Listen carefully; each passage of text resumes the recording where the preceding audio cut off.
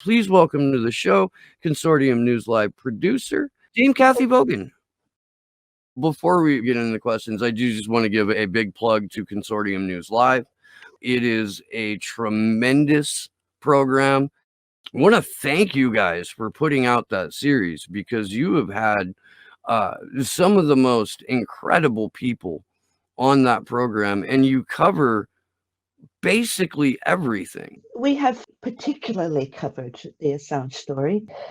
In one of our little fundraising things, Joe wrote that we're the best. We're the best for that.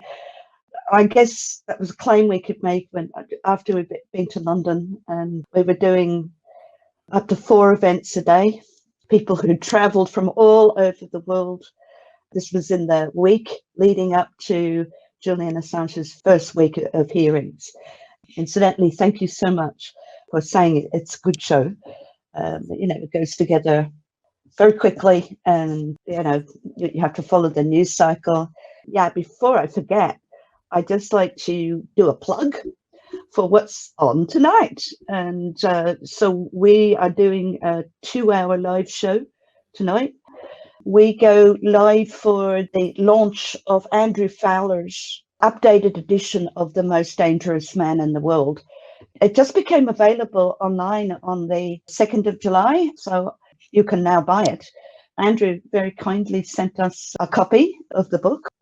So The Most Dangerous Man in the World has been built by a lot of people who have followed the Wikileaks story Julian story for 10 years or more, like myself. And this is the best book ever written.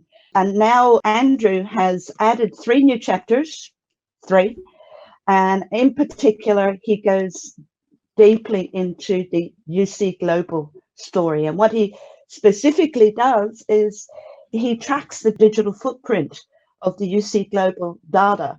UC Global was a security company that was employed by the Ecuadorian government to guard the embassy. They never had guards before that. If you listen to Fidel Narváez, who was the chief of service at the Ecuadorian embassy for 6 to 7 years, he says that when Julian got there, a need was recognized to protect him because, we've even heard since that there were plots to poison him and break in, and he was awakened at 2:00 in the morning. This was announced in court that somebody was throwing things or trying to get in through the window, and he was woken up by, I think, a fire extinguisher falling over. But anyway, so Andrew has written about that, and one thing I can tell you is that he said that he couldn't track it the whole way to the CIA, but he could track it without a problem, and that's documented in this new edition, to the Department of State, the United States Department of State. Now, I should just tell you that the security company were apparently okay for a while. Julian himself and many of us never trusted that company from day one. However, David Morales, who was the head of the company, went to a Las Vegas conference and met somebody there who persuaded him to work for a second client. And that was the people on the other side who wanted to know everything that Assange was doing 24 hours a day, spied on his lawyers' privileged meetings between lawyer-client. That's sacrosanct in law, that you cannot spy. The prosecution cannot spy on the defense and find out what their strategy is. So this is, all of these violations, you would think any one of them would end the whole thing, but in Assange's case, it doesn't. So also on doctors, people examining Julian, every single guest, his family. They were even apparently interested in baby Gabriel's nappies to do a DNA test. And it just went so far that it was one of the local guys approached Stella Morris, the mother of Julian's children, and said, don't bring the baby back here anymore, because they're after the baby's DNA. They suspected that Gabriel was Julian's son. I mean, to look at him, you couldn't deny him. So I could understand them thinking that this might be Julian's son, but they wanted to confirm it, which is just crazy stuff. That is, just real quick, that is one of the most just all around disgusting aspects about all of this. The UC Global, under orders from either the State Department or the CIA or both, was willing to root around in a trash bin to extract a diaper so that they could test the feces, just to have something to hold over, something else to hold over Julian's head. There's no other explanation for why they would want that. Well, it's not even the people on the ground, like those people that are mercenaries, those like former soldiers that did special forces that joined to do whatever is like thrill seeking to them, I assume. They don't want to get fucking diapers out of trash cans. Like that's why they told them. Sheldon Adelson, Rick Grinnell, all those like sleazy, slimy, dirty behind the scenes bastards. Those are the kind of people that want to get the diaper out of the trash can, because they're the ones that want to have something to hold up. So when that big, tough war veteran guy gets told, hey, go grab that poopy diaper, he's like, what the fuck's going on? Like, this is crazy. At least that's kind of how I see it. Well, I think, from what Stella says, the guard just felt very bad about it, about the intentions, what the purpose was. They knew what the purpose was, and they just thought that that was way below the bottom line. So Andrew was able to trace the UC Global data that they had. They had put in a lot of extra surveillance cameras and microphones, even in the fire extinguisher, even in the toilet. And that was being streamed to the United States. So Andrew Fowler was able to trace it to Department of State and to members of the Trump family and close associates. So that's very interesting. Just one last thing I wanted to show you, and this is one of mine. It's I'm showing you my artwork. Oh yeah. So it's of course it's Monopoly, but it is the WikiLeaks version of Monopoly, and every one of those these four are the countries: UK, Sweden, Ecuador, and the United States that have been torturing him. And every one of these is an edition, a WikiLeaks edition. You go around. Oh, wow. Can we try to find a way to get that into a shop somewhere? That's amazing. That's so amazing. And this is, what does it say? Collect another award. When you land here, you collect another award. And here, goes straight to Belmarsh, etc. So I've had this sitting around for a while, and I put up the file on Twitter so that people could just download it and do it themselves. But it cost me about $50 to put it on canvas, and now it's playable.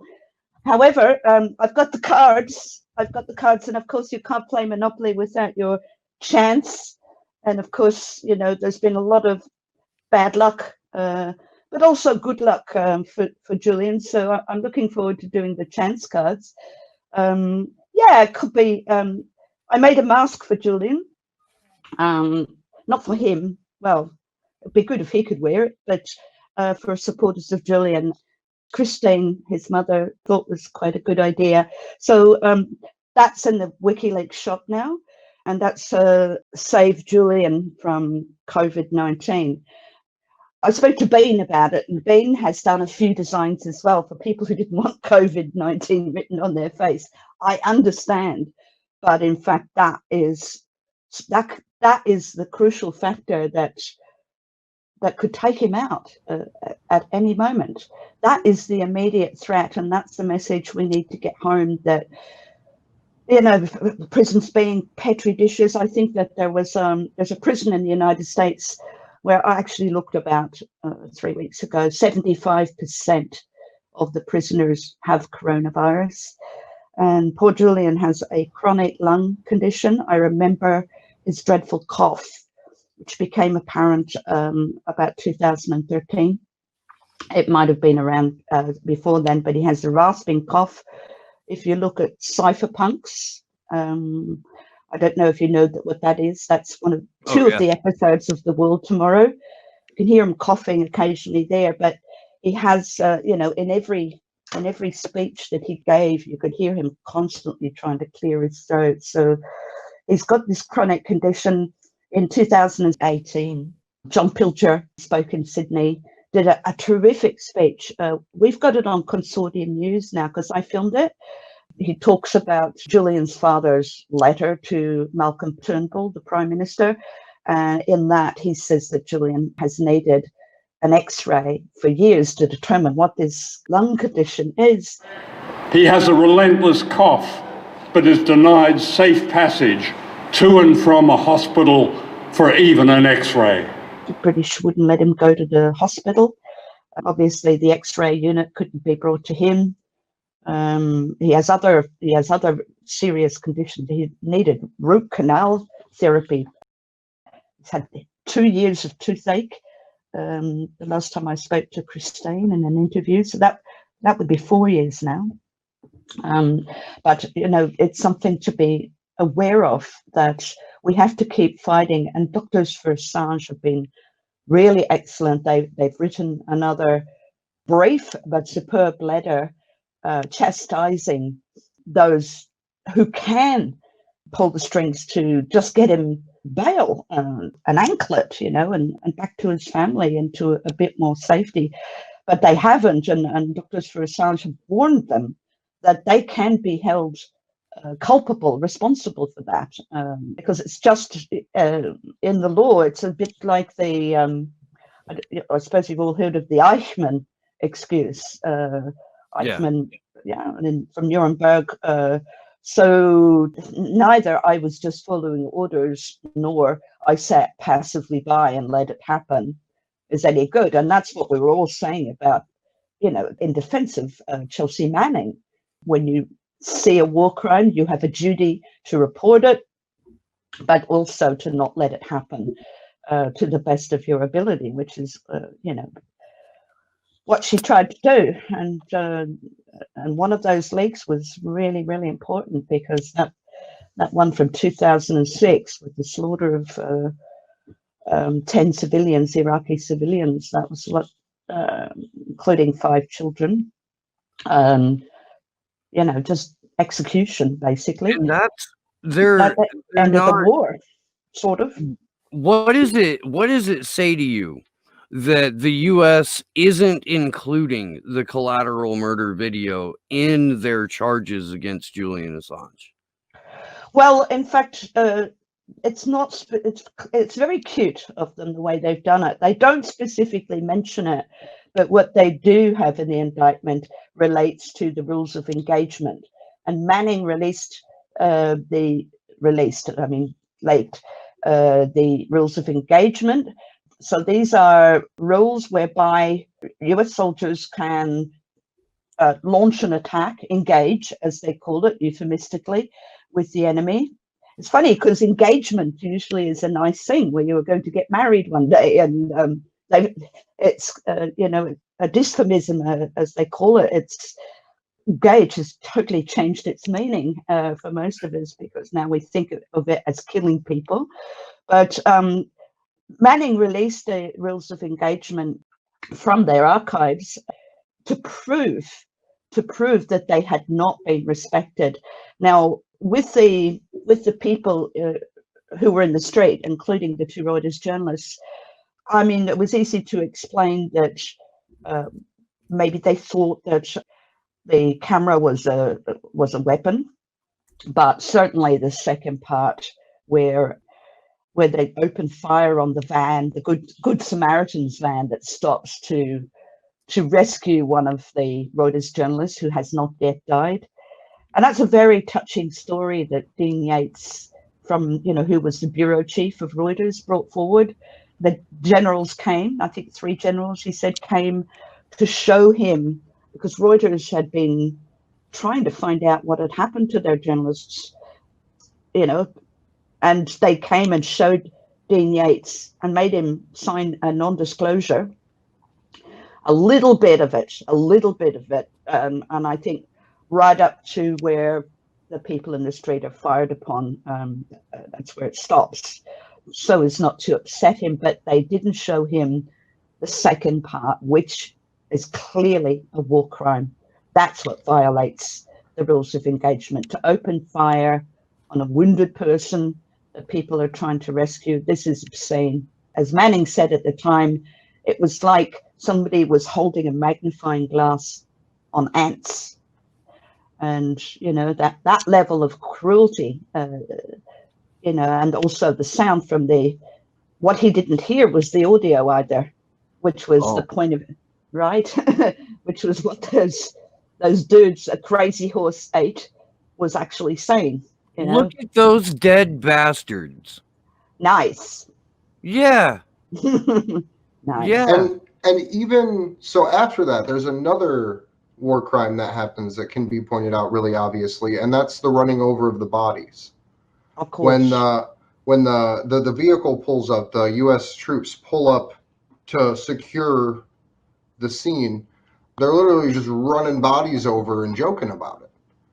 And that's a part that's not really, that's one of the most uncomfortable things in there, is the fact that, like, they just slaughtered these people and then have the goal to laugh as they get run over.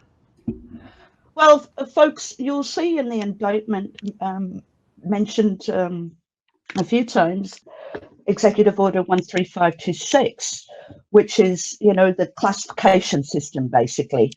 Information is classified as confidential, secret, top secret, and there are various subdivisions within that. And so all of this, the definition of what level, you know, like could cause harm, will definitely cause harm to United States national interests, etc., national security. But what they don't talk about is Section 1.7, right? Section 1.7 of Executive Order 13526 makes it illegal to classify evidence of a crime or anything that causes embarrassment to a government. So look out for Section 1.7, because what that tells us is things like collateral murder and a lot of other atrocities should never have been classified in the first place. And in fact, collateral murder wasn't. It was never classified. It was, according to Manning, this is going back a long way, but I remember Manning saying that this video had been sitting on the shelf for a couple of years and he didn't know. And after he looked at it, she looked at it, I should say she now, she said, so that's what that is. And it was the footage from the Baghdad airstrike in 2007, which was reported quite differently. Reuters were told that their journalists were killed in a confrontation, right, with insurgents, and that wasn't the case at all. When Dean Yates came out, he said that there were other Reuters journalists who were on the ground and they didn't see any skirmish. And they also got one of the Reuters journalists who were killed, they recuperated his camera and they saw the last photos that he'd been taking. They got all the photos leading up to the collateral murder. There was no sign of violence at all. And then very weirdly, about 3 hours after he died, somebody used his camera to take a photograph of another American soldier sitting outside a tent. In the Reuters article, that person's face has been pixelated, so you can't recognize it. But my mind started wondering if that was in fact Crazy Horse H who had done the damage, because the soldier is looking down and looks a little bit ashamed. Anyway, that's me going off in my but who is that person? So this was a complete lie that they were told. I mean, if you look at the very important leak as well from 2006, and that's what I was referred to before, of the 10 civilians who were summarily executed, shot. That was 10 people, including 4 women and 5 children, just executed. what happened after that is, I think that the soldiers went a bit bananas that day, and apparently that happens. David McBride from Australia said he was a soldier in Afghanistan. He's a military whistleblower in Australia. He said We've that had him happened. on. Yeah, but what happened after that is that at a higher level, an airstrike was staged, and they bombed the place where these people lived in order to hide the evidence of what they had done. Just shot people in cold blood, including kiddies. So all of these things, they should never have been classified. This is the problem. We have to maybe get into Executive Order 13526 and sort out what was illegally classified in the first place, because it does reveal a war crime, or it does conceal a war crime, the classification, or cause embarrassment. There's got to be some kind of way that, you know, some kind of body that checks in the first place. You can classify this or you can't. But getting into that security state is very, very difficult. It has to be done at a higher level. As far as I know, Executive Order 13526, Section 1.7, this exemption hasn't been practiced. That's rather a pain. Do you think there's any chance that that could be brought up in court? Oh, definitely. Oh, definitely. But I mean, I think that the court would probably, certainly in the British court, would say that is not a subject for this court to discuss. And maybe in the United States, it would be, that's none of your business, right? It's up to us to decide what gets classified or not. It's not a defense to expose something, but this is a situation, this is a crisis, really. This classification system. I spoke to Daniel Ellsberg some years ago. It was in the beginning of 2012, and he was telling me about a study that Stephen Aftergood had done about the classification system. Stephen Aftergood, who writes for the Federation of American Scientists and does a thing called Secrecy News, which is an indispensable newsletter about what's happening in the field of classification and secrecy in general. So I read it regularly, and it's very good. But he hasn't had a clearance himself. He hasn't been inside the system himself. I don't think he, or most people who haven't been inside, can really fathom how corrupt that system actually is. And they think of the occasional hiding of mistakes, crimes, aggression, torture, things like that, as aberrations of some kind that could be removed and should be eliminated by a better classification system that doesn't classify as much. And their emphasis is entirely on the idea that too much is classified. People like Steve Aftergood and others, in criticizing the classification system, will quote officials, all of whom say there is over-classification and that it goes, too much is classified. And sometimes they'll make what seem like dramatic estimates of the amount that doesn't any longer need classification. It might be, they say, as much as 20%, 30%, even 50%, which looks pretty radical. Half of what is classified no longer deserves classification. That's a very, very misleading estimate. In my trial, the man who had written a number of the classification regulations for the Department of Defense, William F. Florence, had testified before the House Operations Committee and then testified in my trial as to his estimate, having just retired, of the amount that deserved classification by the criteria of the classification system. Top secret poses the threat of exceptionally grave damage to our security or our diplomatic relations, for example. Secret, less grave, but still serious, and so forth. His estimate was that perhaps 5% of what was classified deserved classification at the time it was classified. And that after months, or a year or two, he said 2 or 3 years, perhaps 0.5%. You get this example of the invasion of Normandy. Of course, this must be classified, but you know, a week after it happens, does the location still need to be a secret because it's history now, right? So anyway, going through anything that didn't need to be classified in the first place and what shouldn't be classified anymore. What really needed to be classified, that was classified today, was 1/2 of 1%. And 99.5% of what is classified was really to protect people's reputations, their jobs, and save embarrassment and probably hide crimes. And that's, I mean, largely why classification shouldn't exist.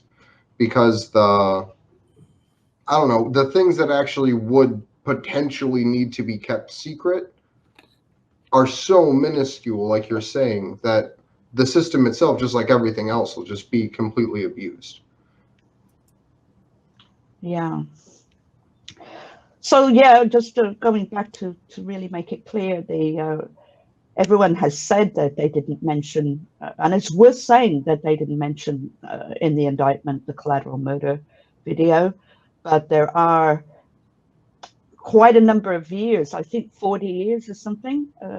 It was Christian Hrafnsson who said, in relation to the rules of engagement and of the 175 years that Julian is facing, I think it was about 40 of those years. I could be wrong in the number, but it was something substantial. It was decades that corresponded to the rules of engagement, which relates to not only the collateral murder video, but also that slaughter of the 10 civilians and the airstrike. But you know, when that finally came out, that leak, and that was a really great thing.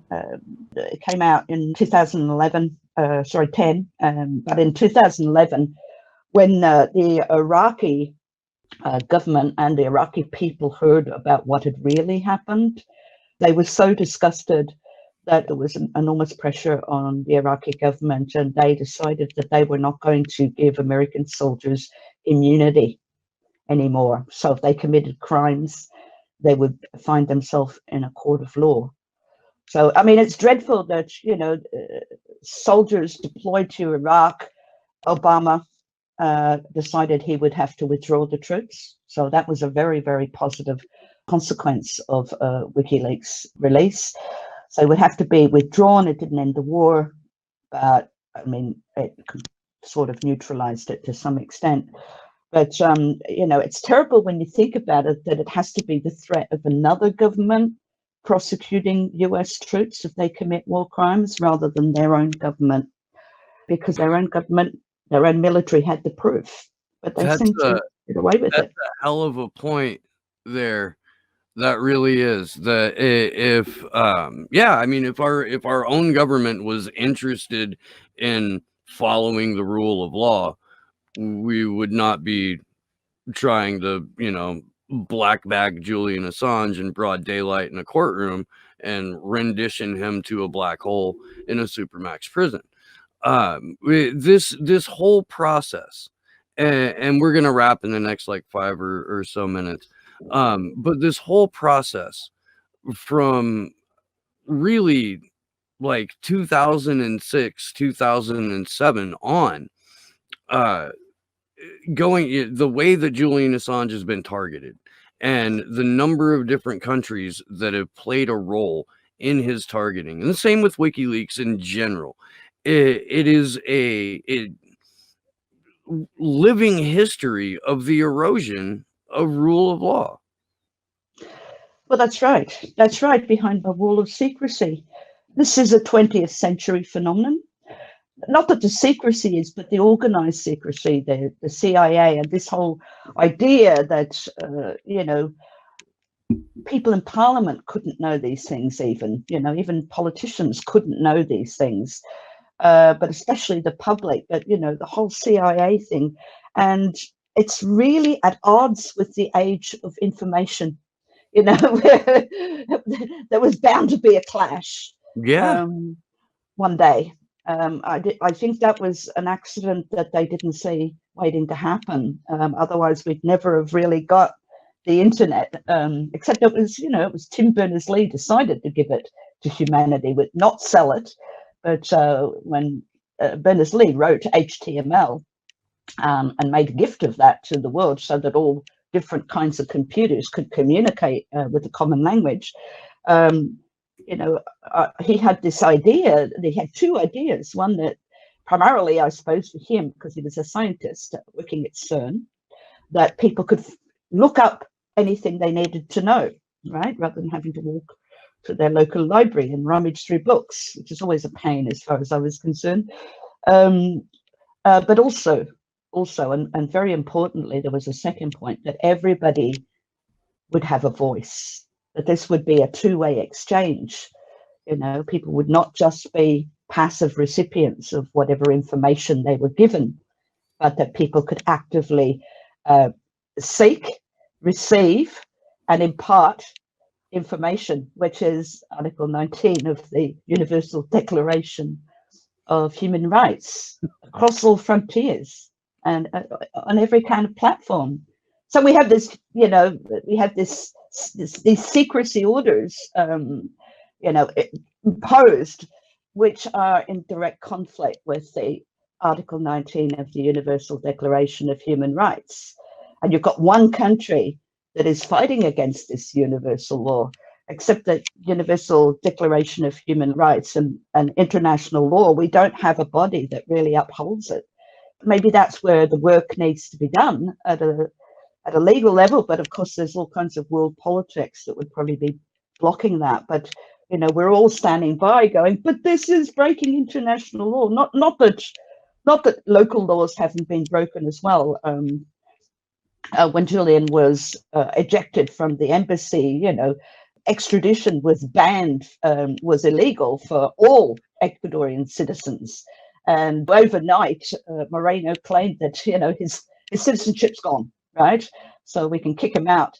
But there was due process in Ecuador. Some, you know, it's threatened with getting their citizenship taken away from them. There is a process of appeal. None of that happened. You've got this might is right thing that is stomping all over international law and human rights. And it's got to be fixed. It really does. If our world is going to, you know, go back to law and order, but I don't think it was ever there. There were always these secrets. It's just that we didn't know that there were things we didn't know. Oh gosh, I sound like somebody speaking now, don't I? But we're a lot more aware of what we don't know now. But the absence of evidence is not the evidence of absence, and there are none unknowns and unknown. Oh man, that guy. Wow. Andrew, would you like to take us home here? Yeah, absolutely.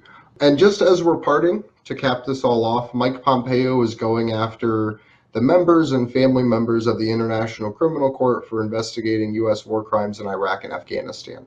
So that's an ongoing thing that kind of is running parallel to Julian Assange's persecution and the global lockdowns that we're seeing. I want to thank everyone for tuning in. We really appreciate you joining us. And I would really, again, like to encourage everyone to help us share our GoFundMe link, but also participate in the action to get President Obrador to talk to Donald Trump about Julian Assange.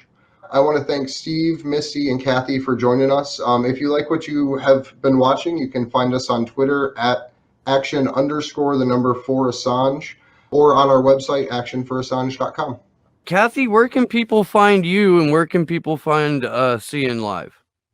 Oh, so go to the Consortium News website, consortiumnews.com. And there is a CNLive page. You'll see it in the menu bar, the horizontal one.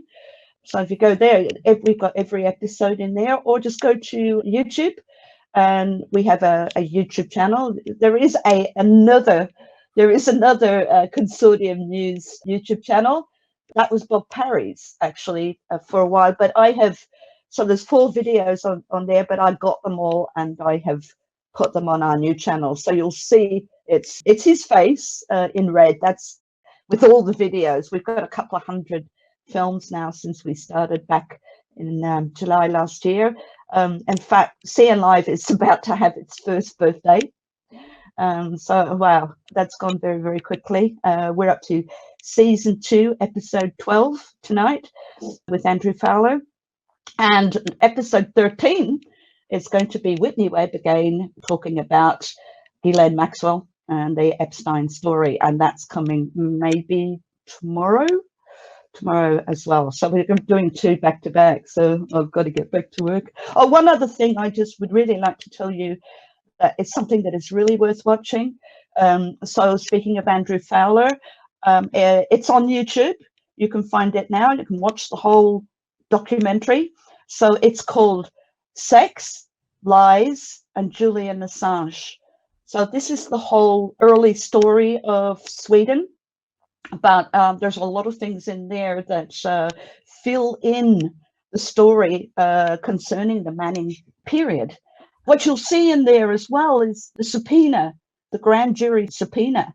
So this is going back to 2011. This was Andrew's scoop. He was the first to reveal the existence, show the evidence of a grand jury inquiry.